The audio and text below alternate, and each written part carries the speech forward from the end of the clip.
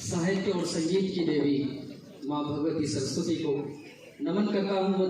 मंच पर विराजित हमारे सभी अतिथिगण, नमन करता हूँ सभी विद्वान शिक्षक वृंदों को जो हमारे बीच धैर्यपूर्वक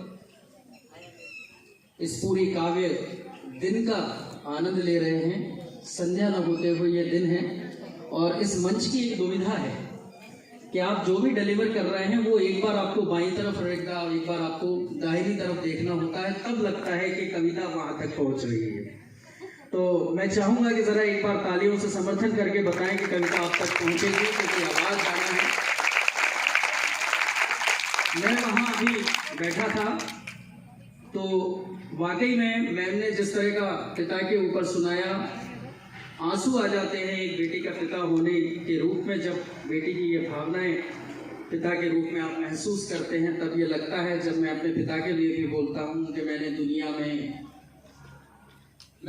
में पिता से बड़ा अमीर इंसान नहीं देखा, खाली जेब फिर भी मना करते नहीं देखा। पिता एक ऐसी शख्सियत होती है। माँ की अगर बात करूं तो सच में दोनों कविताओं ने आंखों में कहीं ना कहीं अंतस्मन में आंसू लेके आए। हर व्यक्ति इमोशनल होता है, भावुक होता है माता और पिता को लेके। माता के लिए कहा है, पूरे 2 लाइनों में सागर भर दिया है कि ए उजाले तेरा मुंह काला हो गया, ए उजाले देख तेरा मुंह काला हो गया, मेरी माँ ने आंखें खोली देख उजाला हो गया। तो इस तरह की हमारी माता और पिता की इस तरह की अभिव्यक्ति है, वो मैं थोड़ा सा आपको लेके आ रहा हूं। वो केवल हिंदी में ही संभव है। हिंदी में तुम, तू और आप 3 शब्द होते हैं। मैं अन्य भाषा से कोई तुलना करना नहीं चाहता, लेकिन मैं इतना जरूर कहूंगा 2 लाइनों के माध्यम से कि जिस भाषा में है बसा संस्कृति का मकरंद, उस भाषा में लिखे हम आओ राष्ट्रभक्ति के क्षण। ऐसी भाषा है हमारी हिंदी।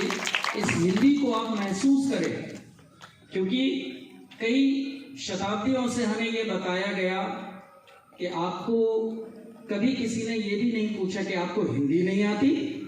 आश्चर्यपूर्वक ये नहीं कहा जाता, नहीं एक्चुअली बिल्कुल हिंदी नहीं आती, बड़े गर्व से हम कहते हैं। तो मेरा कहना यह है कि शताब्दियों से जो मानसिकता हमारी कर ली गई है, सर थोड़ा सा मैं उधर सर अलग जा रहा हूँ, तो एक मानसिकता बना दी गई है कि यार हिंदी नहीं आती तो क्या है, सक्सेस में हिंदी आपके लिए कुछ नहीं करेगी। लेकिन आप सोचें, मैं कई बार क्लासेस में भी बच्चों से बात करता हूं कि अगर आपको भूख लगती है तो आप क्या करते हैं? हिंदी में माँ को बोलते हैं मम्मी भूख लगी है, जल्दी खाना दे दो, कोई अच्छी सी सब्जी बना दो। ऐसे ही होता है। जब रोते हैं तब क्या होता है? इसने मेरी ये चीज छीन ली है, इसने मेरा ये चीज छीन लिया, मुझे साइकिल चाहिए नहीं तो फिर समझ लो टॉफी चाहिए नहीं तो ऐसा समझ लो।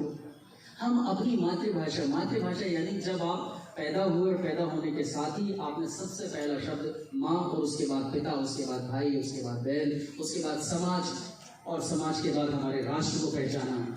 जिस भाषा के माध्यम से आपको सरलता और सुगमता से जो चीजें समझ में आ जाए, हमें उस भाषा पर गर्व करना चाहिए। हमें आ से लेके ज्ञा तक की जो हमारी 12 खड़ी है वर्णमाला है, उस वर्णमाला में वैज्ञानिक तरीके से, क्योंकि हिंदी वाले सर बैठे हैं, मैं इसमें ज्यादा दखल नहीं लूंगा, लेकिन आ से लेके ज्ञा तक इतनी वैज्ञानिकता भरी हुई है कि यदि आप उसको जान ले तो मैं समझता हूँ हिंदी के सही स्वरूप को हम लोग पहचान लें। तो मेरा कहना यही है, आज हिंदी दिवस हम मना रहे हैं। अगले 15 दिन हमारे विद्यालय में हिंदी पखवाड़ा आयोजित किया जा रहा है। विभिन्न गतिविधियां होंगी। इन गतिविधियों में अगर नहीं भी आता है तो हम अन्य कवियों के माध्यम से कविताओं का वाचन करें, और हम जहां भी हमें बोलने का अवसर मिले, कम से कम हम अपनी भाषा में बोलने के लिए ज्यादा से ज्यादा उत्सुक रहे, तत्पर रहे। तो आपको अपने भाषाई ज्ञान पर, अपनी भाषा पर, अपनी संस्कृति पर, अपने संस्कारों पर स्वतः ही गर्व होने लगेगा। हम होली मनाते हैं, दिवाली मनाते हैं, हम रक्षाबंधन मनाते हैं, नवदुर्गा आने वाले हैं, अभी गणेश विराजित हैं। आप देखिए कि आरती में किस तरह की भावनाएं होती हैं, प्रार्थना में किस तरह की भावनाएं होती हैं, ये हमें हिंदी भाषा में देखने को मिलती हैं। तो हिंदी को महसूस करें और इस हिंदी की यात्रा पर मेरे साथ चलें। 2 पंक्तियों के साथ मैं अपनी कविता आप सभी के समक्ष प्रस्तुत करूंगा। उससे पहले हिंदी साहित्य की ऐसी गुमनाम पंक्तियां जो हर हिंदी प्रेमी के लिए इतनी इतनी आवश्यक हो जाती हैं कि अगर वो उनको सुन ले तो मैं समझता हूँ कि हिंदी के स्वरूप को जान जाता है। लीजिए, समर्पित है आपके लिए। अगर किसी को नींद आ रही हो या मोबाइल में कहीं कोई व्यस्त हो तो मेरा केवल एक अनुरोध है करबद्ध कि आप केवल 2 से 2.5 मिनट मेरे साथ हो जाएं।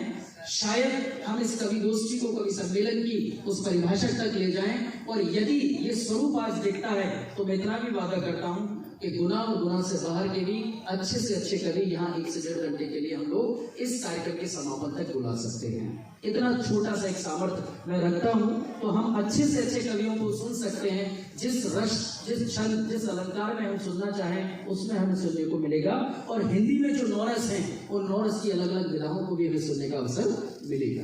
तो मेरा अनुरोध है कि 2 से 2.5 मिनट हम लोग इस शब्द यात्रा में साथ में रहें। कि बेहरो बिहारी की बेहारो वाटिका में चाहे, बेहरो बिहारी की बेहार वाटिका में चाहे, सूर की कुटी में अड़वासन जमाइए। बेहरो बिहारी की बेहार वाटिका में चाहे, सूर की कुटी में अड़वासन जमाइए।